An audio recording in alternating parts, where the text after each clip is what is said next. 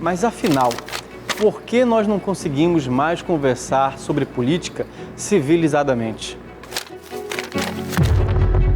Nos últimos anos, temos presenciado uma crescente polarização política no Brasil, com narrativas conflitantes e acaloradas entre diversos grupos políticos. As discussões políticas têm se tornado verdadeiros campos de batalha, onde o diálogo saudável e respeitoso tem dado lugar a ataques, ofensas e intolerância. Por que as pessoas não conseguem mais conversar civilizadamente sobre um assunto tão corriqueiro e importante como a política? Um dos principais motivos é o conflito das narrativas políticas.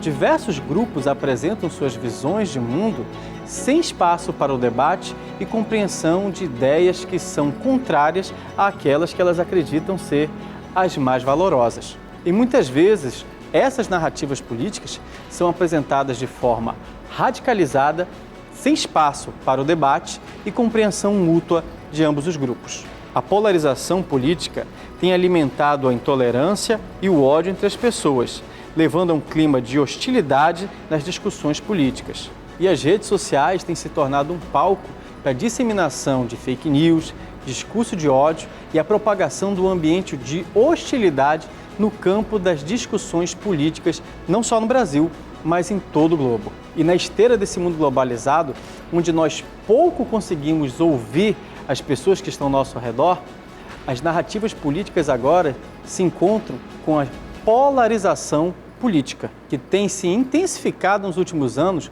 formando grupos com crenças próprias e que ignoram verdades que podem existir no discurso de outros grupos. Mas por que a polarização política reflete paixões tão exacerbadas de determinados grupos? Talvez parte dessa resposta esteja no livro de Sérgio Buarque de Holanda, O Raízes do Brasil, que nos ajuda a compreender o Brasil atual a partir da sua estrutura social, pois trata-se de uma interpretação original da composição da sociedade tradicional brasileira e da emergência de novas estruturas políticas e econômicas. E isso se traduz em paixões que o brasileiro tem, pois os sentimentos familiares são transbordados para o ambiente do Estado.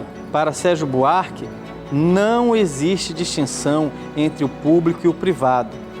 Todos são amigos em todos os lugares e as intimidades se confundem com amizades e a informalidade no trato das relações se mistura com as concepções pessoais. Ou seja, o ponto de vista mais acalorado que eu tenho sobre determinada coisa não vai te ofender se no meio da discussão eu também te ofender para mostrar que eu estou certo. Outro fator que não ajuda em nada essa discussão é a falta de empatia dos agentes, pois muitas vezes as diferenças políticas são tratadas como diferenças pessoais, o que leva a ofensas pessoais ao invés de um diálogo construtivo.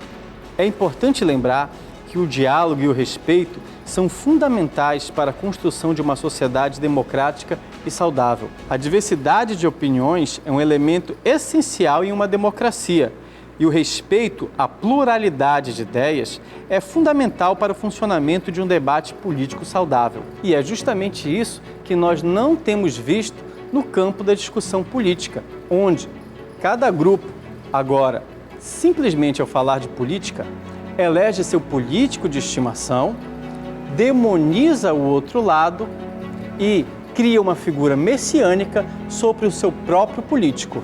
Com discussões políticas rasas como um pires, o diálogo acaba e apenas as diferenças conseguem se sobrepor no campo das ideias. Como se esse não fosse o pior cenário, o brasileiro conseguiu ainda piorar a situação, criando a figura do seu corrupto de estimação. A construção de uma boa política no mundo contemporâneo passa muito mais por ouvir e entender a necessidade do outro do que só simplesmente falar da minha necessidade e a necessidade que o meu grupo político tem, pois nós vivemos em comunidade e a política é a boa ação do coletivo. E o seu político de estimação, ele foi eleito nessas últimas eleições ou não? Me fala aí nos comentários.